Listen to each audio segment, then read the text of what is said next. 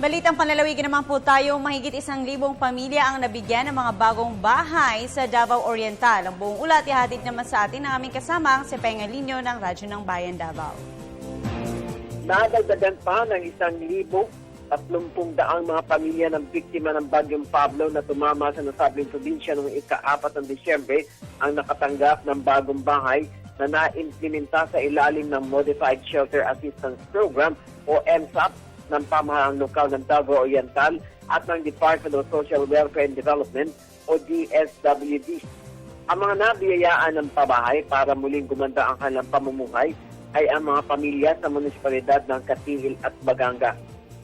Umaabot na sa 5,000 mga bagong bahay ang naipamahagi ng pamahalaan sa mga biktima ng nasabing super typhoon na tiniyak naman ni Davao Oriental Governor Corazon Malanyaon na lahat ng 17,000 mga bahay na itinayo ngayong sa pamamahay ay ginagawa na ng kasundaluhan sa mga bayan ng Baganga, Katihil at Boston. Sa loob ng isang buwan ay 2 beses anya silang mag-turn over ng mga bagong bahay upang sa lalong madaling panahon ay matutugunan na nila ang pagmumudmod ng mga bahay sa mga pamilyang nasalanta ng Bagyong Pablo.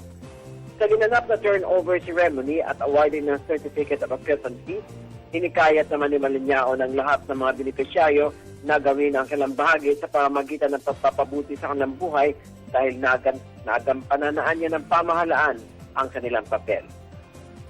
Para sa Telebisyon ng Bayan, Pengalinyo, Radyo ng Bayan, Davao.